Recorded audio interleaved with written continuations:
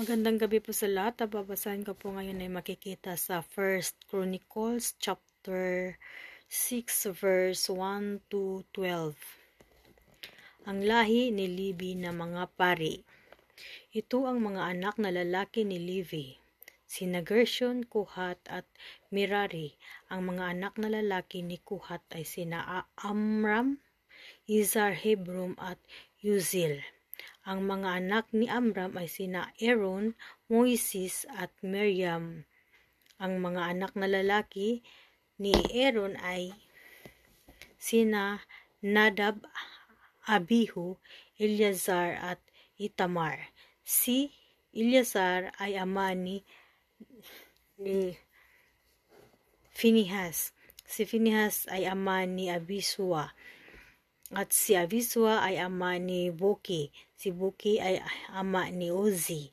Si Uzi ay ama ni Zihariya. At si Zihariya ay ama ni Merayot. Si Merayot ay ama ni Maria. Si Maria ay ama ni Ahitob. Si Ahitob ay ama ni Sadok. Si Sadok ay ama ni Ahimas. Si Ahimas ay ama ni Asaria. At si Asaria ay ama ni Johanan. Si Johanan ay ama ni Azaria na siyang punong pari ng pinatayo ni Solomon ang templo sa Jerusalem. Si Azaria ay ama ni Amaria. Si Amaria ay ama ni Ahitob. At si Ahitob ay ama ni Sadok. Si Sadok ay ama ni Shalom. Yun lang po, purihin ang Diyos. God bless. Isang mapagpalang gabi po sa ating lahat. Ngayong gabi po ang aking hayag ay mula sa unang mga kronika, chapter 6, verses 13 to 24. Anak ni Salum si Hilkias na ama naman ni Azarias. Anak ni Azarias si Seraya na ama ni Jehosadak. Si Jehosadak ay nakasama ng ipatapon ni Yahweh ang Juda sa Jerusalem sa pamamagitan ni Nebuchadnezzar. Ang mga anak ni Levi ay sina Gersom, Kohat at Merari. Anak ni Gersom sina Libni at Simei. Mga anak ni Kohat sina Amram, Izhar, Hebron at Uzziel. Ang kay Merari naman ay sina Mali at Muzi. Ito ang mga angkan ng mga Levita ay sa kanilang mga magulang. Anak ni Gerson si Libni na ama ni Jahat na ama ni Zima. Anak ni Zima si Joa na ama naman ni Ido na ama ni Zara na ama ni Jetrai. Anak ni Kohat si Aminadab na ama ni Kora na ama ni Azir. Anak ni Azir si Elkana na ama ni Ebiasap na ama ni Azir. Iyan po. Amen. Isang pagpalang gabi po sa ating lahat. Ang aking pambabasahin ngayon ay mula sa libro ng unang kronika, chapter 6, verses 25 to 35. Sa mga angkan, Elkana ay sina Amasai, Ahimot, Elkana, Zophai, Nahat, Eliab, Jeroham, Elkana at Samuel. Ang mga lalaking anak ni Samuel ay si Joel na panganay at ang pangalawang si Abias. Sa mga angkan ni Merari ay sina Mali, Libni, Simei, Uza, Simea, Hagia at Asayas. Ang mga musikero sa Levita. Ito ang mga taong itinalaga ni David upang mamahala sa musika sa bahay ng Panginoon matapos malipat doon ang kahon ng kasunduan. Naglingkod sila sa pamamagitan ng pag-awit doon sa tabernakulo na tinatawag ding Toldang Tipanan hanggang sa panahong na ipatayo ni Solomon ang templo ng Panginoon sa Jerusalem. Ginawa nila ang kanilang gawain ayon sa mga tuntunin na ipinatutupad sa kanila. Ito ang mga naglilingkod na kasama ang kanilang mga anak. Si Heman na isang musikero na mula sa angkan ni Kohat. Si Heman ay anak ni Joel. Si Joel ay anak ni Samuel. Si Samuel ay anak ni Elkana. Si Elkana ay anak ni Jeroham. Si Jeroham ay anak ni Eliel. Si Eliel ay anak ni Toa. Si Toa ay anak ni Zup. Si Zuf ay anak ni Elkana. Si Elkana ay anak ni Mahat. At si Mahat ay anak ni Amasai. Amen. God bless po. Magandang gabi po sa ating lahat. Ang babasahin ko po ngayon ay mula po sa unang Kronika chapter 6, verse 36 to 46. Si Amasai ay anak ni Elkana. Si Elkana ay anak ni Joel. Si Joel ay anak ni Azarias. Si Azarias ay anak ni Sefanias. Si Sefanias ay anak ni Tahat. Si Tahat ay anak ni Asir. Si Asir ay anak ni Ebiasaph. Si Ebiasaph ay anak ni Korah. Si Korah ay anak ni Izar. Si Izar ay anak ni Kohat. Si Kohat ay anak ni Levi. Si Levi ay anak ni Israel. Si Asaph na mula sa angkan ni Gerson. Siya ang unang tagapamahala ni Heman. Si Asaph ay anak ni Berekias. Si Berekias ay anak ni Simya. Si Simya ay anak ni Mikael. Si Mikael ay anak ni Baasiyas. Si Baasiyas ay anak ni Malkiyas. Si Malkiyas ay anak ni Etni. Si Etni ay anak ni Zera. Si Zera ay anak ni Adayas. Si Adayas ay anak ni Itan. Si Itan ay anak ni Zima. Si Zima ay anak ni Semei. Si Semei ay anak ni Jahat. Si Jahat ay anak ni Gerson. Si Gerson ay anak ni Levi. Si Itan na mula sa angkan ni Merari. Siya ang pangalawang tagapamahala ni Heman. Si Itan ay anak ni Kisi. Si Kisi ay anak ni Abdi. Si Abdi ay anak ni Maluk. Si Maluk ay anak ni Hashabias. Si Hashabias ay anak ni Amazias. Si Amazias ay anak ni Hilkias. Si Hilkias ay anak ni Amzi. Si Amzi ay anak ni Bani. Si Bani ay anak ni Semer. Amen. God bless po.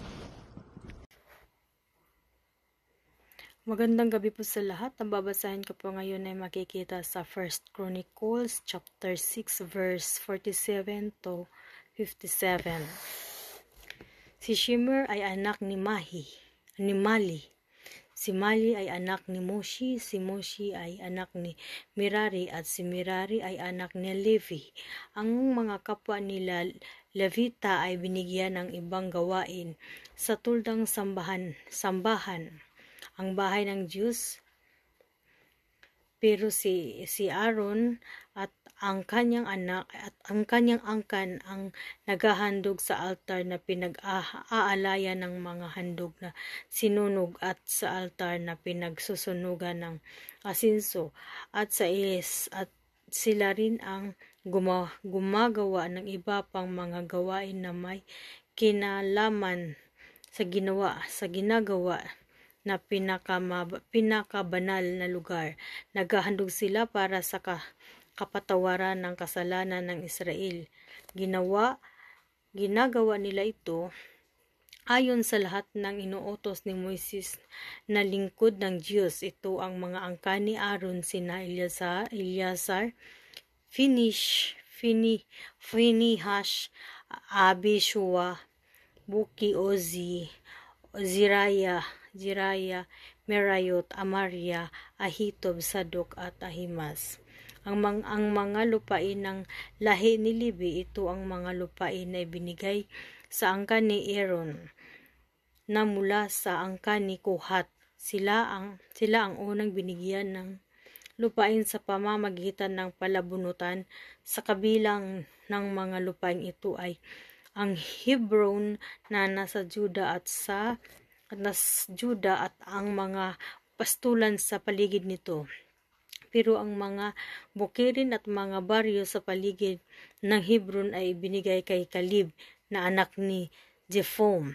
Kaya ibinigay sa angkan ni Aaron ang mga sumusunod na lupain kabilang ang mga pastulan nito. Hebron ang lungsod na tanggulan, Libna, Japhir, Estemoa. Yun lang po, purihin ng Diyos. God bless.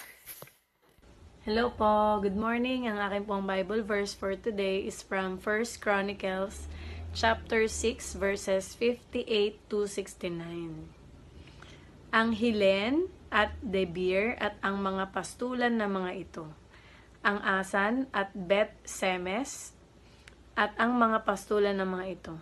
Ang ibinigay naman sa lipi ni Benjamin ay ang Geba, Alemet at Anatot, kasama ang mga pastulan sa paligid nito. 13 lungsod ang nakuha ng kanilang angkan. 10 lungsod ang nakuha ng iba pang angkan ni Kohat mula sa kalahating lipi ni Manases. Buhat sa lipi ni na Isakar, Asher, Neftali at Manases. 13 lungsod lamang sa Bashan ang napunta sa mga anak ni Gershon ayon sa kanilang sambahayan. Sa mga anak ni Merari, ayon sa kanilang sambahayan, 12 namang lungsod ang nakuha nila buhat sa mga lipi ni na Ruben, Gad at Sebulun. Ang mga Levita ay binigyan ng mga Israelita ng mga lungsod at mga pastulan. Ang mga lungsod na ito na mula sa lipi ni na Juda, Simeon at Benjamin ay napunta sa kanila sa pamamagitan ng palabunutan. May ilan pa sa mga angkan ni Kohat na nagkaroon ng mga lungsod mula sa lupain ni Ephraim. Ang nakuha nila ay ang mga lungsod, kanlungan, gaya ng Shechem at mga pastulan sa kaburulan ng Ephraim, Gezer, Jokmeam, Bet-Horon, Ayalon at Gat-Rimon. Ang mabuting balita ng ating Panginoon. God bless us. Isang mapagpalang araw po muli sa ating lahat at sa pagkakataon pong ito, isang biyaya muli sa Panginoon na tayo binigyan muli ng pagkakataon ng Panginoon na tayo makapag-devotion para sa araw na ito na nagsisilbing lakas ito at pagkain ng ating spiritual na buhay. So dito po sa 1 Chronicles chapter 6 verse 17 to 81 ay makikita po natin dito no yung talaan ng mga lungsod na ibinigay po sa mga Levita no sa mga lingkod ng Diyos sa templo.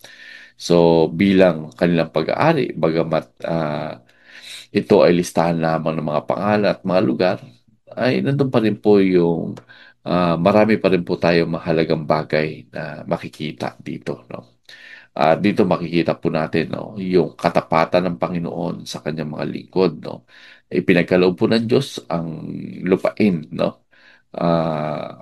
Sa mga Libita ayon sa kanyang ipinangako. Matatandaan po natin, ang mga Libita ay wala po silang kaparte. Pero sa mga lupain. Pero dito po natin makikita ayon sa ipinangako ng Panginoon na ang bawat lipi ay dapat magbigay ng mga pastulan sa mga Libita, dapat magbigay ng mga lugar para sa kanila at yung mga alay talaga pong hindi pinagkulang ng Panginoon yung mga Libita.